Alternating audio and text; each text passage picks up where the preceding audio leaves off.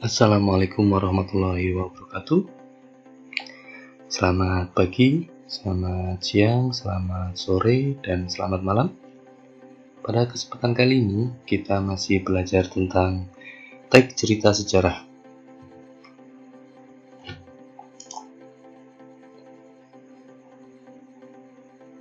Dengan materi menyusun teks cerita sejarah. Sebelum kita menuju ke materi, alangkah baiknya kita mengerti terlebih dahulu apa sih pengertian dari teks cerita sejarah. Jadi, teks cerita sejarah adalah cerita yang di dalamnya menjelaskan dan menceritakan tentang fakta kejadian masa lalu yang menjadi asal muasal atau latar belakang terjadinya sesuatu yang memiliki nilai kesejarahan, bisa bersifat naratif atau deskriptif. Jadi dalam pengertiannya ini adalah cerita yang terjadi karena ada nilai-nilai kesejarahan.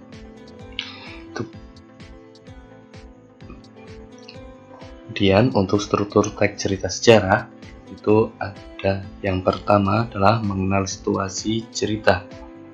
Kemudian yang kedua mengungkap peristiwa, ketiga konflik, keempat puncak konflik, kelima penyelesaian, dan yang terakhir adalah koda. Ini sudah dibahas pada pertemuan sebelumnya atau di video sebelumnya. Untuk unsur kebahasaan teks cerita sejarah, tentunya setiap teks itu memiliki unsur kebahasaan yang berbeda-beda masuk struktur teksnya. Jadi untuk unsur kebahasaan teks cerita sejarah itu ada dua. Yang pertama adalah kaidah kebahasaannya, kedua adalah penggunaan makna kias. Kita bahas satu persatu. Untuk kaidah kebahasaan itu ada menggunakan kalimat bermakna lampau, kemudian menggunakan kata yang menyatakan urutan waktu, menggunakan kalimat tak langsung, menggunakan kalimat langsung, menggunakan kata kerja, menggunakan kata sifat untuk menggambarkan tokoh, tempat, atau peristiwa. Sedangkan dalam penggunaan makna kias itu ada ungkapan dan peribahasa. Itu adalah struktur dan unsur kebahasaan teks cerita sejarah. Nah, sebelum kita menyusun, alangkah baiknya kita mengetahui bagaimana kerangka novel sejarah berdasarkan peristiwa sejarah. Itu di sini Pak Guru contohkan ada dua peristiwa sejarah. Yang pertama adalah meletusnya Gunung Kelut, dan kedua adalah kecelakaan kereta api di Bintaro. Nah, ini adalah peristiwa sejarah yang ada di Indonesia. Nah, dalam pengembangannya, peristiwa sejarah ini dikembangkan oleh seorang penulis menjadi cerita seperti ini. Untuk meletusnya Gunung Kelut tahun 1966, nah, itu bisa dalam ceritanya itu ditulis, aku dilahirkan di pengungsian saat Gunung Kelut meletus tahun 1966. Karena minimnya fasilitas kesehatan di pengungsian, ibu meninggal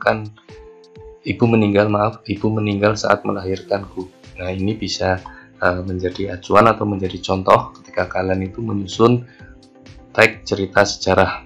Nah, dalam peristiwa sejarahnya ini, kemudian dikembangkan menjadi cerita teks sejarah.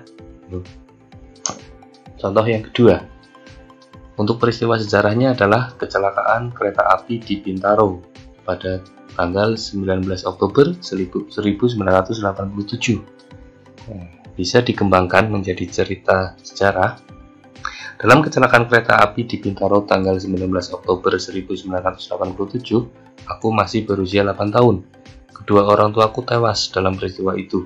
Aku sendiri kehilangan sebelah kakiku yang tertindih pintu kereta api. Nah, itu adalah salah satu pengembangan peristiwa dalam novel sejarah. Bisa dipahami ya? Nah, untuk materi hari ini adalah langkah-langkah menyusun teks cerita sejarah. Yang pertama, menentukan tema. Kedua, membuat kerangka. Dan yang ketiga, mencari literatur. Dan keempat, kembangkan menjadi teks sejarah. Kelima, cermati kembali teks cerita sejarah yang disusun. Dan yang keenam adalah merevisi teks cerita sejarah. Itu adalah langkah-langkah menyusun teks cerita sejarah. Kita bahas satu persatu. Menentukan tema.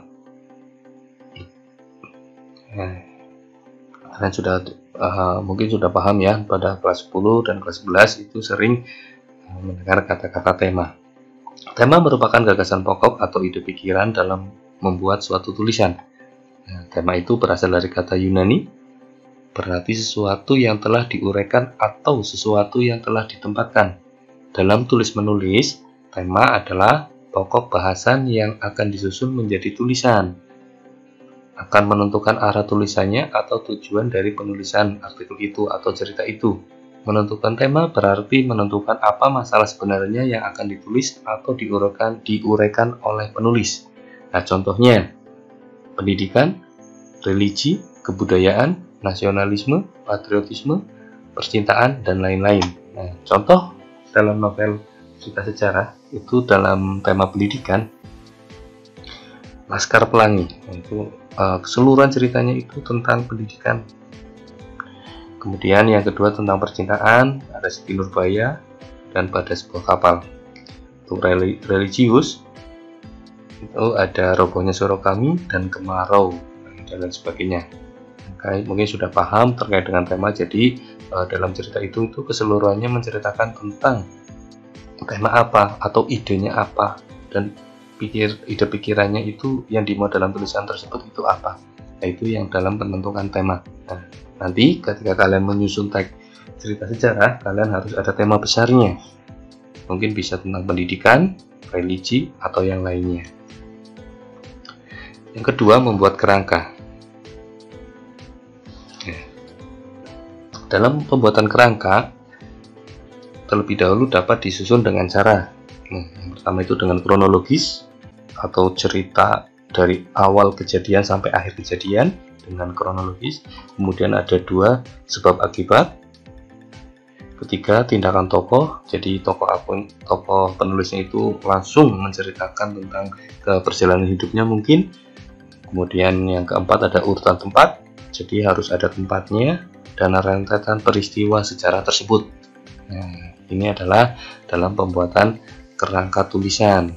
Nah, biasanya ada poin-poin khusus dalam menulis kerangka tulisan. Untuk mempermudah kalian dalam membuat kerangka tulisan, alangkah baiknya cerita tersebut itu dibagi menjadi 3 bagian. Yang pertama itu bagian awal, 2 bagian tengah, dan yang terakhir itu adalah bagian akhir. Jadi untuk bagian awal, penulis itu biasanya memperkenalkan karakter utama, kemudian memunculkan konflik dan tindakan yang dilakukan karakter utama. Nah, jadi buatlah satu tokoh utama terlebih dahulu dan diceritakan tokohnya. Nah, itu pada bagian awal cerita. Di bagian tengah cerita itu berisi tentang detail tindakan karakter terhadap masalah yang dihadapi. Biasanya melibatkan banyak peran pembantu. Nah, di bagian tengah ini itu biasanya terjadi konflik, dan konflik juga memuncak, kemudian ada penyelesaian dan sebagainya. Jadi di bagian tengah ini biasanya ada tokoh-tokoh baru untuk menambah cerita dalam tulisan sejarah tersebut. Oke, yang terakhir, pada bagian akhir ini merupakan solusi atau konsekuensi dari semua tindakan yang sudah diambil. Jadi dalam untuk menyimpulkan, sebenarnya ini untuk bagian akhir itu untuk menyimpulkan cerita sejarah yang sudah kalian tulis mulai dari bagian awal dan bagian akhir. Nah, ini bisa terbuka dan bisa statusnya terbuka ya. Jadi pembaca yang menyimpulkan sendiri, kemudian tertutup. Jadi penulis itu menyimpulkan ceritanya itu langsung dalam tulisannya. Itu. Nah, setelah membuat kerangka, kita menjadi poin-poin dalam kerangka cerita tersebut. Nah, jadi buatlah daftar poin-poin yang ingin kamu bahas dari setiap bagian yang diinginkan. Nah, ini terserah kalian mau membuat berapa bagian. Setiap satu poin mewakili satu bab cerita. Pastikan poin-poin yang dibuat saling berkesinambungan. Dengan demikian pembaca akan merasa penasaran dan ingin terus membaca cerita yang kamu buat. Jadi di sini setiap kerangka yang sudah tadi kalian tulis itu harus satu cerita atau satu peristiwa. Kemudian langkah selanjutnya di kerangka kedua itu juga satu peristiwa. ketiga dan keempat, dan seterusnya. Jadi buatlah poin-poin dalam satu ide atau cerita ke dalam kerangka yang tadi sudah kalian buat ini. Nah, ketiga ini. Ya, paham ya? Jadi ceritanya itu urut, atau ada peristiwa-peristiwa yang benar-benar membuat pembacanya itu menjadi penasaran, sehingga ceritanya kamu itu akan menjadi suatu hal atau suatu cerita yang sangat menarik. Nah, siapa tahu nanti kalian itu akan menjadi seorang novelis. Amin. Nah, kemudian selanjutnya tambahkan keterangan-keterangan yang diperlukan untuk memaniskan cerita yang kamu buat. Jadi setiap poin yang sudah kalian buat tadi, berikan keterangan-keterangan berupa subpoin atau poin-poin yang lebih detail. Nah, bisa pula berupa keterangan-keterangan mengenai hal-hal yang relevan terhadap poin-poin tersebut. Nah, kemudian contohnya itu ada penggalan lirik lagu atau hal-hal serupa. Itu banyak sekali. Ini terserah kalian. Kalian itu mau menambahkan apa di situ. Itu hanya untuk membuat cerita itu menjadi tambah menarik lagi. Nah, langkah ketiga itu mencari literatur. Jadi dalam teks cerita sejarah ini perbedaannya itu ada di sini. Kalau dalam penulisan novel atau cerpen yang umum atau biasa itu suka-suka penulis, jadi tidak ada acuannya.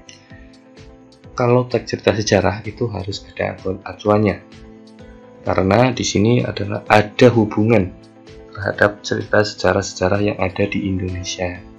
Dalam mencari literatur itu kalian bisa berupa sumber sejarah, bisa mungkin kalian bercerita atau ngobrol dengan guru sejarah kalian, atau bisa dari buku, internet, dan yang terakhir media yang relevan lainnya untuk mengumpulkan fakta-fakta sejarah. Itu untuk literaturnya. Lalu keempat, kembangkan menjadi teks sejarah. Setelah mengembangkan, seperti tadi sudah dijelaskan ya, dalam pengembangannya setiap poin-poin yang sudah kalian buat, kemudian dikembangkan menjadi teks cerita sejarah, dan nanti endingnya adalah berupa novel atau cerita. Itu. Nah, setelah kalian menyusun, itu alangkah baiknya kalian cermati kembali teks cerita sejarah yang disusun. Jadi dibaca lagi, siapa tahu ada revisi-revisi yang perlu kalian lakukan, karena nantinya sebelum dipublikasikan itu harus tidak mengandung sara dan lain sebagainya. Gitu.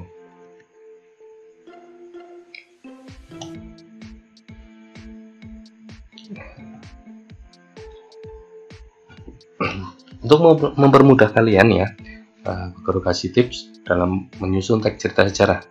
Yang pertama itu menentukan peristiwa sejarah yang akan menjadi bahan penceritaan. Kemudian yang kedua, merumuskan peristiwa ke topik cerita. Setelah membuat peristiwa ke topik cerita, membuat subtopik.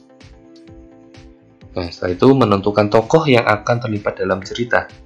Itu kalian tentukan dulu tokohnya siapa saja. Kelima, menentukan latar cerita berupa tempat, waktu, dan suasana. Jadi kalian itu sudah menentukan tempatnya di mana, waktunya kapan, dan suasananya itu bagaimana. Keenam, menuliskan kerangka cerita berdasarkan sumber sejarah. Nah, silahkan kalian cari sumber sejarahnya seperti yang sudah Pak Guru jelaskan tadi. Nah, kalian mau bercerita tentang sejarah Indonesia atau sejarah dunia mungkin ya, atau sejarah hidupnya kalian juga tidak apa-apa. Yang penting ada nilai-nilai sejarah. Dan yang terakhir, mengembangkan kerangka menjadi cerita. Tuh. Sampai di sini kalian sudah paham ya, bahwasanya kalian itu nantinya akan membuat kerangka cerita. Namun sebelum kalian menuju ke kerangka cerita, alangkah baiknya kalian membaca glosarium untuk hari ini. Ini sebagai bahan literasi kalian ya. Perlu diingat, kelemahan kita adalah membaca. Jadi, Pak Guru harapkan setiap kali pembelajaran silakan kalian baca apapun bacaannya. Untuk kali ini ada biodata, kebahasaan, peristiwa sejarah, teks cerita sejarah. Nah, ini ada beberapa kata yang artinya, contohnya biodata, artinya daftar isian yang berisi data seseorang yang dapat dijadikan salah satu sumber terpercaya untuk menulis teks cerita sejarah. Kemudian kebahasaan, hal-hal yang terkait dengan ketentuan yang harus ada dalam proses penulisan dari segi bahasa. Kemudian ada peristiwa sejarah, peristiwa yang benar-benar terjadi dan dapat dijadikan dasar untuk menulis teks cerita sejarah. Dan yang terakhir, teks cerita sejarah, teks yang menceritakan peristiwa yang pernah terjadi yang diceritakan dengan imajinasi penulis meski tetap bersumber pada sejarah. Untuk glosarium hari ini, setiap pertemuan, setiap pembelajaran tentu ada evaluasi. Jangan menjadikan beban ya evaluasi bagi kalian, karena walaupun PJJ seperti ini, hanya beda tempat saja. Yang biasanya kalian di rumah, yang biasanya kalian di sekolah, sekarang ada di rumah. Jadi beda tempat saja. Walaupun kalian di sekolah, tentu kalian akan mengerjakan soal-soal atau sebagai bahan evaluasi tentang materi yang sudah kalian pelajari. Jangan dijadikan beban dan harus tepat waktu. Kendalanya biasanya tugas dikumpulkan atau evaluasi dikumpulkan itu setiap hari Sabtu.